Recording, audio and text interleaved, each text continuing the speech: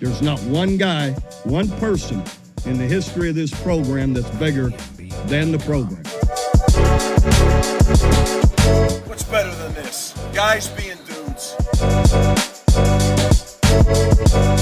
Welcome to the Program Guys podcast, a very special post-game loss edition. The Oklahoma Sooners lose in Dallas in the Cotton Bowl to the Texas Longhorns, 34-3. It went exactly how it sounds when you say 34-3. OU gets on the board first after a missed field goal, scoring Tyler Keltner 3 points instead of ending up in the end zone, and Texas steamrolls from there. Matt Gann is joining me. Ryan Hile is joining me. Ooh. No Mason, no Patrick, no Ryan Tyson. Guys, we were all at the game yesterday. Let's just get initial thoughts. How are we feeling? Worst case scenario played out yesterday, I think, for OU fans. As we've been trekking along in the year, obviously dealing with injuries, dealing with how OU has played up to this point, you felt, hey, what's going to happen against the number one team in the nation who up until this point has been playing probably the best football on both sides, even with a backup? Could OU, bringing in Brent for these recruiting classes, play defense, but also continue to play high-level offense that we've seen the last few years? And again, worst case scenario played out yesterday, going up 3 and then giving up 34 straight and looking the most inept offense I've ever been around and seen. This kind of a doomsday scenario, I think, for OU football, Sooners in that locker room as well as fans as well. Ryan Hile. Yeah, it's everybody's nightmare right now. It's as bad as it can be. This was not a failure just on the offense. It was all 3 phases. I mean, we were gashed, that defensive line. I don't know what happened. That's a good defense that OU has, and something didn't look right, but everything, special teams struggled. That offense it's not it, and it's not even close to being it. Yesterday was a huge wake-up call for anybody who thought things were getting better. And 34-3, we can pick apart, what happened, why wasn't, this happened, true freshman, mistakes, stuff like that. Doesn't change the fact that was the number one team in the country. We can't look like that against that team. They will give you no redos. And that's unfortunately exactly what OU did. We beat ourselves. And then also Texas looked pretty good. Yeah, Texas is, I think we can say that up front is we were right to think, okay, maybe Oklahoma's got a game plan. The defense comes strong enough that this will be the best team Texas has played. Now, maybe Michigan's better than Oklahoma. That's really possible. And we won't be the best team that Texas plays the rest of the way. They got Georgia next week. So a lot of that is they were the better football team. And I think we have to be able to have the conversation with that knowledge while we're also blaming, certain plays, certain players, certain coaches, all sorts of things. Texas is a very good football team this season.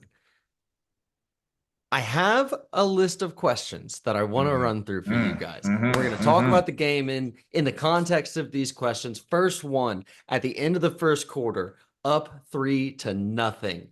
How did you feel about the game at that point? Because I'll tell you how I felt.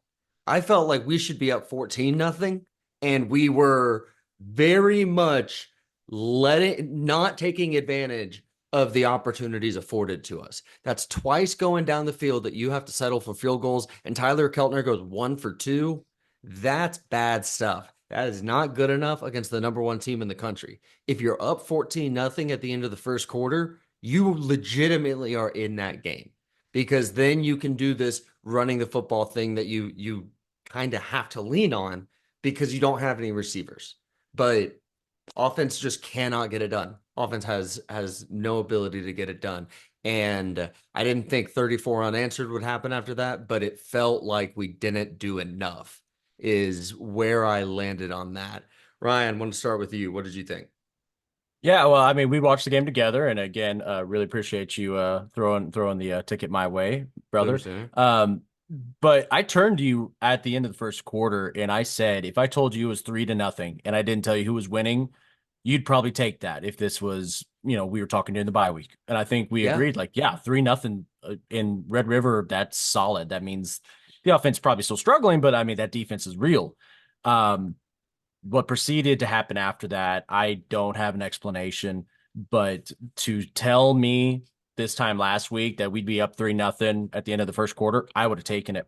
Yeah. Knowing that we could have been up 14, which we should have. Yes, I am upset that we weren't up to 14, but we were up 3-0. That's the first time Texas had trailed all year, is what a stat I saw.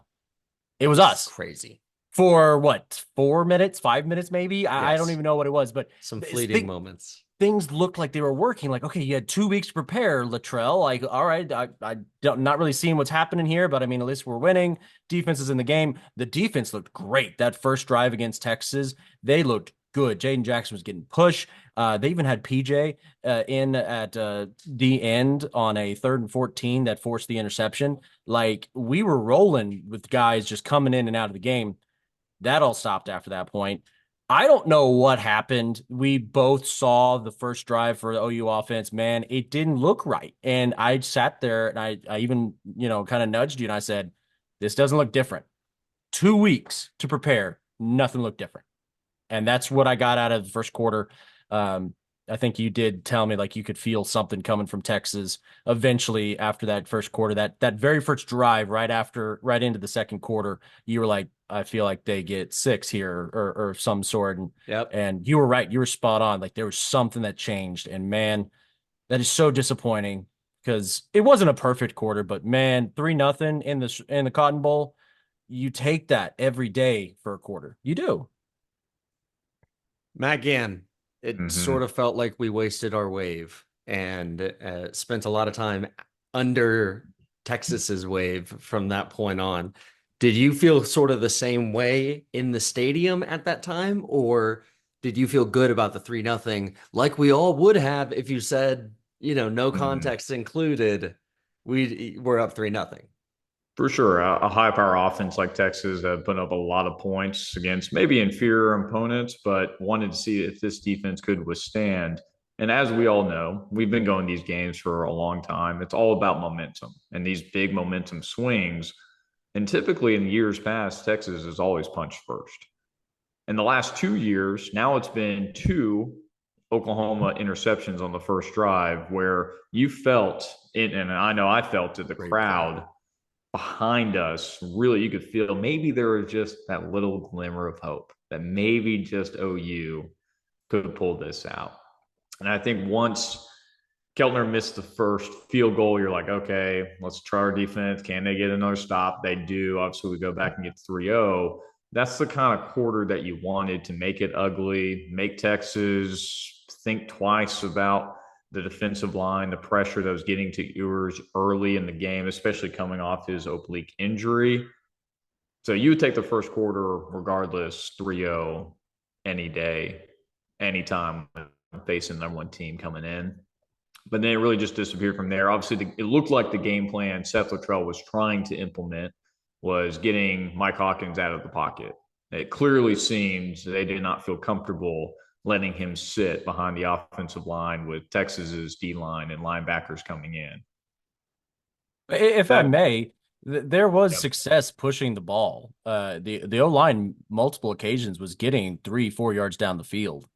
So that's where I had hope. I had hope right there. I saw, hey, there might be a run game opportunity here. And then, man, it crashed and burned. Yeah, and I think that's how everyone felt in the stadium, is that once OU couldn't punch it in after the first couple of drives, are we going to even be able to score double digit and be able to keep up with Texas offense? Because our defense is just not going to be able to hold Texas all game long. That's just too hard to do against the best team and probably one of the best quarterbacks in. So I think there was that glimmer of hope, but obviously that quickly faded once the second quarter started and they scored 21 unanswered in the second quarter alone. Well, and it should have been 28 because that Isaiah Bond play, or when Quinn just misses a wide open Bond, Right. we give him that. We gave them that, and I don't know why. I think we You're saw a talking little about bit of the trick play where they threw it out and then he threw it deep. mm-hmm. Yeah. They ran that twice. Early. Yeah, Yeah. they ran it twice. The first one, and they underthrew him. Yeah. Yeah.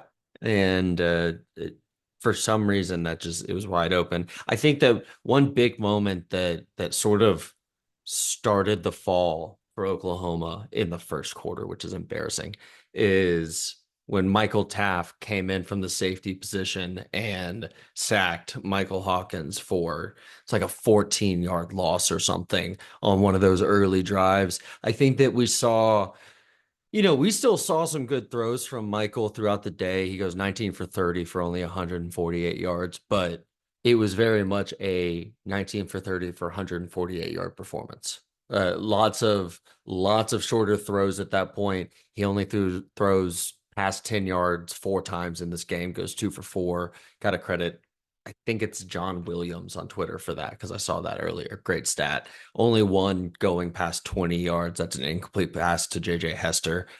There's just no explosive energy in that offense. So very disappointing. Ryan, you hit the nail on the head. That's your scripted time and 2 weeks of preparation, and you can't get more than 3 points. The defense gives you the opportunity early on. Just really disappointing. Really disappointing. Any final thoughts on a wasted opportunity to possibly take a good lead in the first game or in the first quarter of this game? No? Yeah. Second question. I saw this on Twitter. I feel like this has to be a straw man. This can't be a real thing that real people are asking for. But do you entertain the Jackson Arnold question? Going back to Jackson after Michael Hawkins looks like a true freshman missing his top 5 receivers in his second ever start. I cede the floor. Matt Gann, want to hear from you first. What do you think?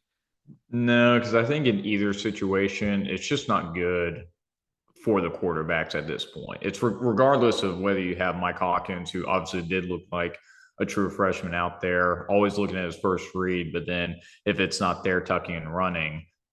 But JA would do the same thing. The offensive line has played better, but they didn't play well enough yesterday to make a difference. And on top of that, having your top 5 wide receivers, not knowing who can get open and create opportunities down the field. I think it's more of the situation itself. I don't think it matters whether JA or Hawkins have been in there. We were scoring less than 10 points based on your point, the explosiveness, those playmakers being out. It's more about the situation that OU is in currently offensively. The quarterback not going to be able to elevate or change that. That's even like the argument if DG were to have stayed instead of transferring to Oregon, he wouldn't have been doing any better, I don't think, in this offense. Well, the two guys you have right now with JA and Michael Hawkins, they're almost polar opposites of each other. And I know their gameplay is a little similar, but you got one guy who is so careful with the ball, he almost is afraid to even throw it away sometimes. Yeah, and that's what we saw yesterday. Hawkins will take a sack or he'll throw it away on 3rd and 3. Even at the end of the game, just throw the ball up and let one of your guys go make it. Fourth and 3. Thank you. It was a 4th and 3, just lets it sail out of bounds to the right sideline. Yes. So it's like you want him to take care of the ball because turnovers have been such a problem. I know it's been pounded into his head, protect the ball. It's hard to be mad about that, but you also got to let him have the confidence to let it loose. And that's where the other side of it is. Jackson Arnold, that dude's just going to gun it anywhere he thinks he can. And I think he's got a confidence problem going on as well. Obviously, a lot of issues into what that was. I don't think Jackson Arnold's time is over at OU just because simply Michael Hawkins put up 3 points yesterday. I understand there's a lot more to that, but just hear me out. It was 3 points. Hawkins played the entire game. Nothing changed whether he was in the game or Jackson Arnold in the game. I can understand the arguments there, but it was still 3 points. If, let's say, we do make a change of play caller or we do change an OC, who's to say that that's not right back to a QB competition middle of the season? No one wants that, but that, in my mind, could be a very real scenario. So I don't think that Jackson Arnold's time is over. if we're losing big against Alabama, who's to say he's not back in? And what if he looks good? So I want to stick with Hawkins. I really do. I don't want to get that out there. Hawkins provides a comfort. He provides a playmaking ability that we don't have, especially with this offense's O-line and the running back situation and lack of wide receivers. But at the same time, what have we seen from Hawkins that really says, yes, you are the guy moving forward? No doubt about it. It's been 2 starts. You know what I mean? Yeah, it seems to be mostly vibes based, right? That Hawkins provides an energy that Jackson was clearly lacking. And honestly, too, an athleticism to make something out of nothing that while Jackson's willing, he's a little bit less able than Michael is. Michael leads the team yesterday with 20 carries, only gets 27 yards out of those carries. And now in college football, sacks take away from your rushing yards. And so some of that is baked into that too. But the Sooners as a whole go 38 for 91 on the ground, 2.4 yards a carry. That's simply not enough. Your longest carry of the day is a 13-yard run from Taylor Tatum, who 2 carries for 17 yards. That seems kind of interesting. Why aren't we doing more of that? And he fumbled on the longest carry of the day anyways. That's true. You're right. Dang it. You're right. Are we Okay. really going to hold that against him for the rest of the game, though? Like, he's obviously the only one who's making plays. He's obviously the only one doing something. Sawchuk wasn't doing anything. Barnes was struggling. We saw. Are we really going to let DeMarco Murray be like, you fumbled, don't be back on the field? So we're not here's my thing.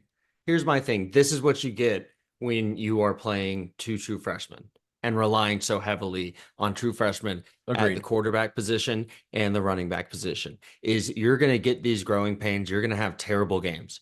I honestly, Michael's game was bad because of things like not pushing the ball down the field. That had to be an element of the game. Even if we don't complete a single one, you've got to move those guys back so that you can hit things underneath and run the freaking football. We couldn't do anything like that. I don't think that gets any better with Jackson Arnold. I think that Michael Hawkins has some physical abilities to make things happen that Jackson Arnold doesn't.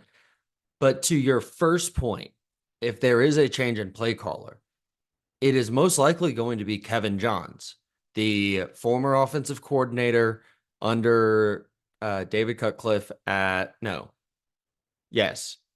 it's Kevin Johns. He was the OC at Duke. And think about who was the Duke quarterback, Riley Leonard.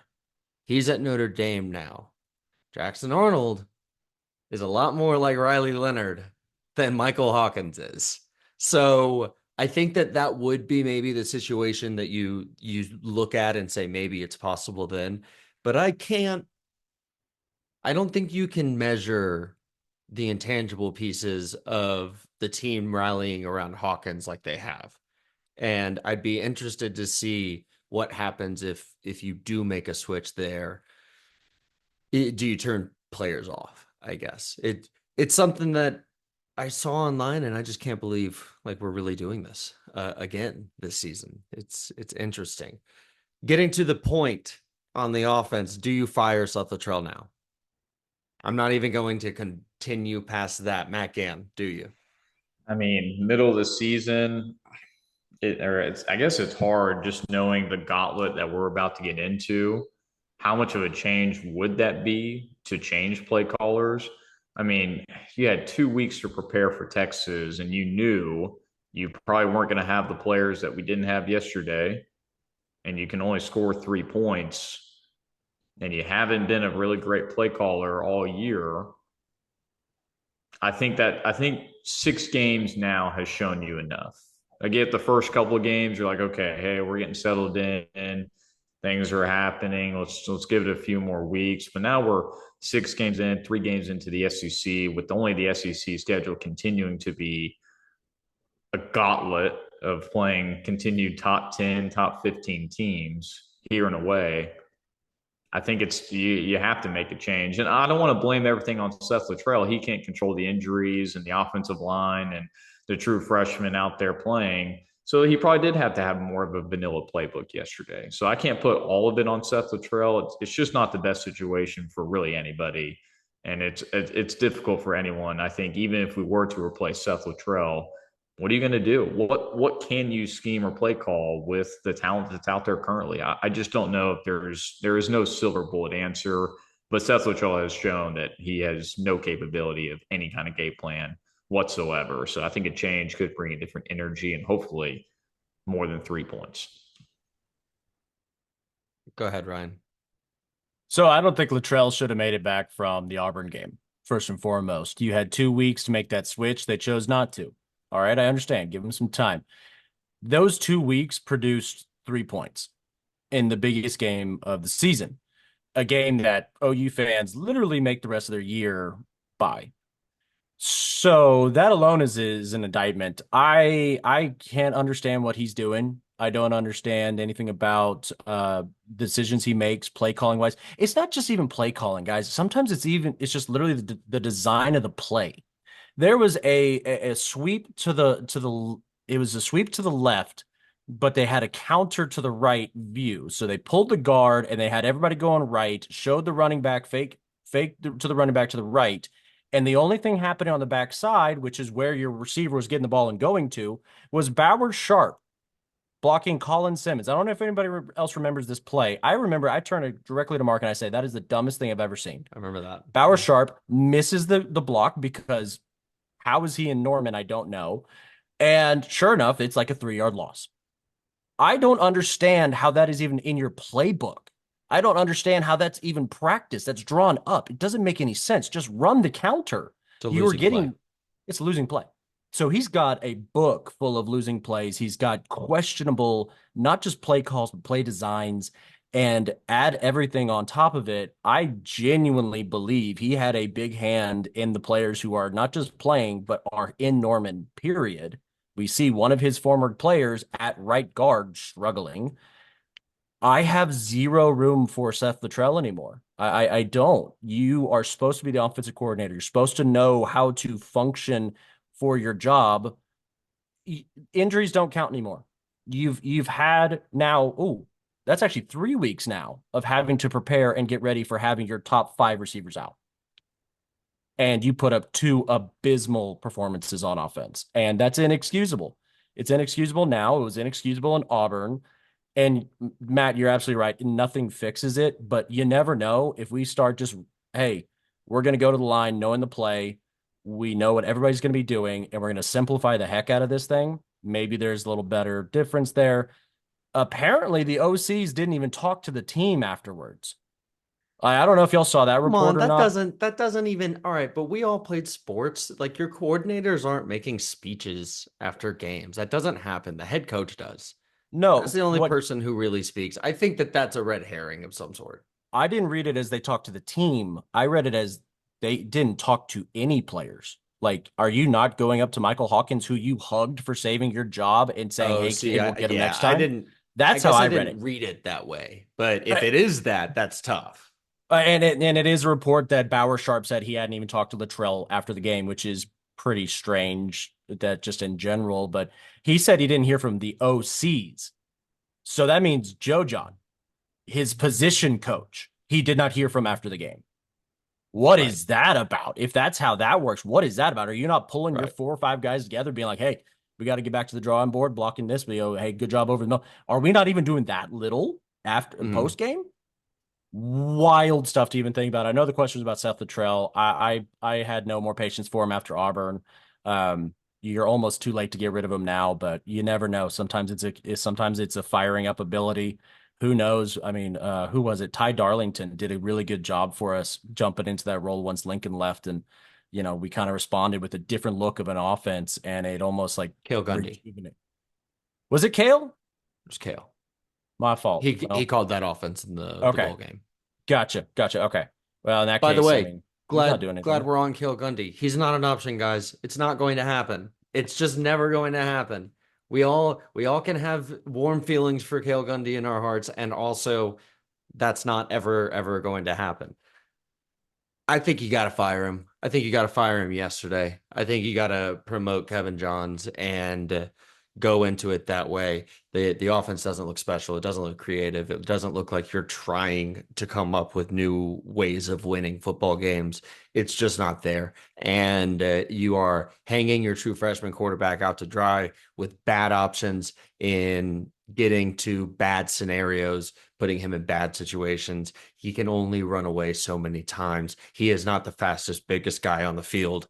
He is a freshman, and yesterday he looked like a freshman. So that's me on that one. Here's one for you guys. One more little Mark's question, burning questions of the game.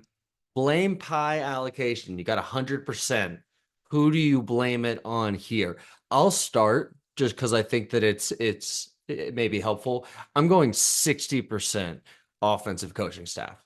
That is largely Seth Luttrell, and I feel like we've hit on that. But it also comes down to, the offensive line didn't look that great. Bill Bedenbaugh hasn't found the 5 yet.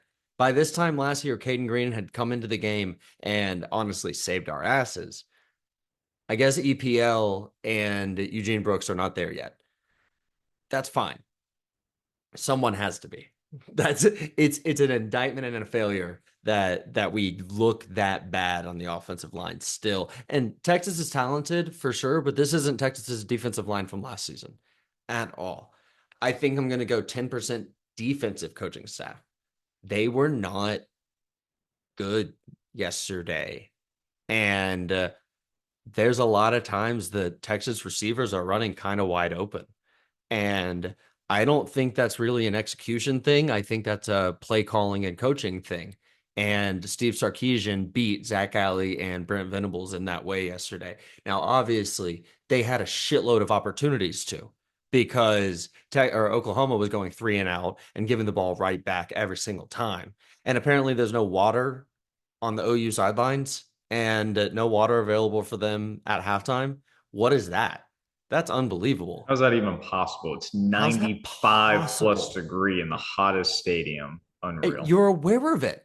You're aware of it. You have to be. Unreal that is even a possibility. And just real fast, I did a little check. It has been 15 days since Oklahoma scored an offensive touchdown. And I'll tell you what, you got to go back to the game before Auburn, the Tennessee game, to see a passing touchdown. It's been that long. I didn't know that. I had no idea that was a thing. You're trying to make me mad, Mark. You're trying to get me to pull a Mason on the pod right now. Well, Mark, you talked about, I think you messaged one of the groups about we haven't had a 200-yard passer yet this season. And the last time we had a streak where for like 6 or 7 games, I think was the Trevor Knight era, wasn't it? Where we didn't have a 200-yard passer for like 6 or 7 games. Yeah. That's just telling you a whole lot right there. I'm actually wrong. We did not score a passing touchdown in the Tennessee game. It was 2 Javante Barnes touchdowns on the ground. You got to go back to before SEC play to find an Oklahoma passing touchdown. And we've played 3 SEC games. The offense isn't there. You got to fire the guy. Sorry, I didn't mean to get off on that crazy tangent. I've done 70%. I'm going to go players 30%. Execution wasn't good enough. Texas just outplayed us several times. Trey Wisner just destroyed Billy Bowman's ankles on that touchdown. And frankly, guys aren't tackling and wrapping up the way that they have in the past. Sorry, that's my 100%. I really rambled a little bit there. Matt Gann, go first. Well, again, I think this is to my opening statement of this is your worst nightmare, is that OU's behind the curve when coming into SEC play. Obviously, Texas has been preparing for this moment for the last few years, and OU defensively can get there. Offensively, what have we been doing to get ourselves in a position to play SEC football when we knew this was going to happen? So the fact that we're having literally the most extreme struggles to push down the field, get points, have 200 yards of passing. I mean, I think in total we had 239 yards of total offense, and a lot of the yards probably came a lot in garbage time in the fourth quarter when the game was obviously well out of hand. So my blame allocation goes I'll go like 60, 70% the offense.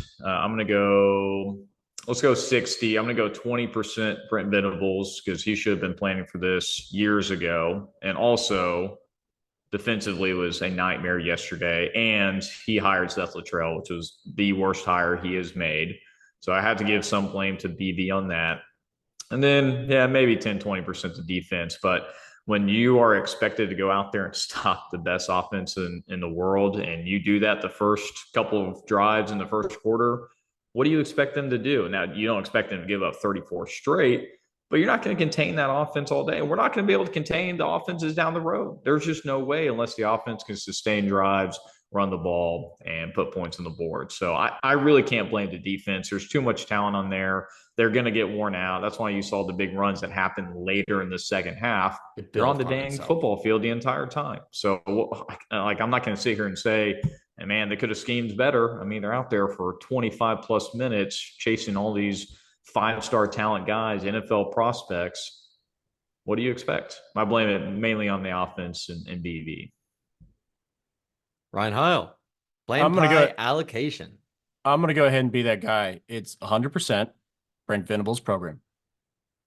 I'm not calling for Brent Venables' job. I want to make that very clear. I don't think he's on the hot seat. I just want to say Brent made a bad hire, but has done nothing about it. He has allowed Seth Luttrell, as you just told us, to continue doing the exact same things that haven't been working all season long. It doesn't make sense to me. Like, you shouldn't be forced into the position of making difficult decisions. You're literally the leader. These are your employees. Literally, they're your employees. You have to do something to rein them in when it's needed. To the point of the game, though, time management looked bad. Like that first field goal, Keldner misses it. We were watching, I believe Plaster's the holder, if that's correct. He's waving like, hurry up, get out here, because they got him on the field with 13 seconds left on the play clock or something like that. The decision was made with about 13 seconds left. The guys run onto the field and you barely get the snap off. And that's probably part of what leads to the miss. Exactly. No, lack of execution and poor coaching, to your point. Absolutely. So you have that issue. And again, it's easy to blame the kicker for that, but Keldner, how am I expecting you to, make that kick every single time with that situation? First Red River rivalry, by the way, for him. But so there's time management issues. There's special teams issues. I didn't understand so much in the game. And then apparently if Brent is really giving more time to the offense, well, clearly he can't do that because, to Matt's point, what happened to the tackling? Sure, tackling was not happening anywhere over the field. Even Stutzman was struggling with the tackling. Billy Bowman addressed it at the post-game press conference, talking about how it starts with them. Well, what happened? Is it because Brent's not watching y'all every single day? It doesn't make any sense. So now Brent can't even leave the defense to go check on the offense. I don't know what the answer is, but to all the points that we've already gone to, it always goes back to BV. If you want your team to line up in I formation and run the football, that's what your team will do, because you're the coach. You have to make decisions like that. This weird bunching up formation and then spreading them out that Luttrell's doing so much right now. Like, is that the new wrinkle in his plan that, like, oh, this is my new offense. We're gonna bunch formation in the backfield and then we're gonna spread out? Like, that confused anybody? It doesn't make any sense. Brent told us that we were going to simplify things, line up, know what we're doing, and go. And then out of nowhere, you have Biedenbaugh changing the offensive line. I looked at Mark and I said this. Ozaida's in at left guard and Sexton's out at tackle. And what happened? We watched Simmons destroy Sexton. Like, the same exact play, I noticed it. He gets destroyed. How do we have guys switching positions and yet everyone's still like, oh, they're just too confused. There's too much going on. How about we simplify it? That goes back to BV. I'm not calling for his job. I'm calling for Luttrell's job. I just want to clarify that. But it comes back to Venables. This is your program. This is your legacy. You are now 1-2 in Red River.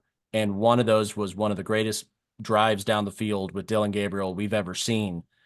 That says something. To tell the OU fans that you're not shocked at all, that there's no shock between the difference of Texas and OU's programs right now, BV, you're either lying to yourself or you're lying to us, because there's a difference and it's big right now. Well, I think BV. So here's my prior. BV is not on the hot seat, like you said. No, yeah. This was a failure, but he is going to have a long leash. The coffers were empty when he came in from a talent perspective. Brent Venables signed small recruiting class, or sorry, Lincoln Riley signed small recruiting classes and then took dudes on the way out. He left the thing empty. And Brent has to build that back up. I think that this is what, year 3? I think he gets like 5 years before you start worrying about any of that stuff. That said, it's the fundamentals. It's the things that we thought were fixed 2 years ago. Danny Stutzman tackling. Other guys just breaking down, making tackles. That was new for us 2 years ago. And we thought that was cool, right? Where is it now? We have the guys physically on defense to stand up with Texas. We're there on that side of the ball, but we're still not just, how are we not fundamentally able to tackle guys, wrap up a little bit? Losing that is tough. The discipline that we had come to rely on, especially from that defense, was gone a little bit yesterday. Really bad stuff. Final question for the Oklahoma Sooners on this post-game pod. Any bright spots for you guys? I have one. I thought Javonte Barnes looked pretty good. He was the only running back outside of the 2 Taylor Tatum carries that was able to get anything done, going 14 for 38, a whopping 2.7 yards a play. You guys I'll throw have it anyone out there. Yeah, I'm going to say it's more about the future. I'm excited about the freshman class, and in particular, Yes. Eli Bowen. So I want to read off something for Eli Bowen. Played 57 snaps yesterday. He was the highest graded defender at 85. Also the best run defense grade at 89.9. And he had the second best PFF. coverage grade. Correct. 79.7. He was the best player on OU's defense yesterday. But you're getting contributions. I mean, the leading wide receiver yesterday was Zion Kearney, 44 for 45. Haven't said and him. you got Ivan, Xavier, Taylor Tatum, obviously Zion the fumble, Raggins. but all those guys. So I think the future is bright, but it's not present. But a lot of contributions. And again, Eli Bowen was an absolute steal. Everyone's like, hey, your brother is this, who didn't have a bad game yesterday. But Eli, I think, has surprised a lot of people, and he's going to continue to play and be a big part of this team now and in the future. So I think the bright spot is the future for the Oklahoma offense hopefully looks a little bit better. But that was a bright spot that I noticed, and that's not saying much. We're seeing a lot of good contributions from the class of 2024. And also, is that because the guys above them aren't that good? That's where you worry about it, right?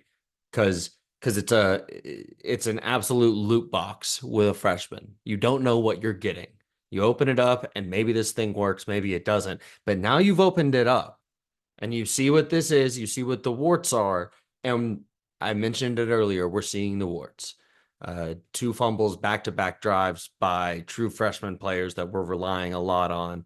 And they both lead to 7-point scores by Texas quickly. One on a long Trey Wisner run, one on just some more of a sustained drive. And the defense can't keep up because there's no water on the sidelines. That's Stupid. Inexcusable. There was no water in the stands either, for the record. There were no water in the stands. Too.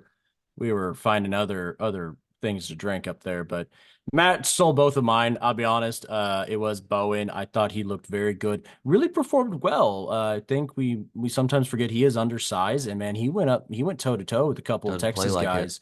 He really doesn't. Yeah, he plays with great effort. He's much faster than I thought. That was my first time seeing him play in person. But he went toe to toe with some of those big, long Texas receivers.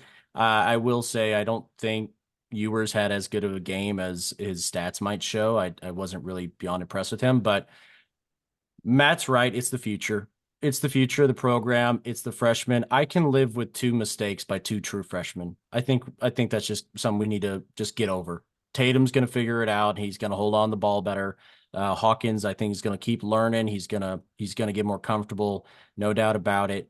I just want to know, when are we going to see more of the future for other positions?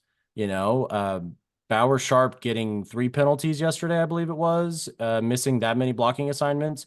if we're okay with that being the standard for our starting tight end, but yet we're being told that the 5-star tight end is not ready, I'm still okay with, if you're telling me to be okay with those penalties and those mistakes, I'm going to be more okay with them for a freshman than I am for Sharp. So that's just kind of my feeling on it. We're going to be fighting for a bowl game. And at this point, man, I just think you need to get guys ready because the future is bright. 2025 is going to look pretty good. 2026, I think, is going to look even better. But keep these guys around by letting them play. And that's what you have going for you right now because, hey, that tight end room coach is on the hot seat. Mitchell hasn't seen any play time. What does that kind of tell you his mindset's at?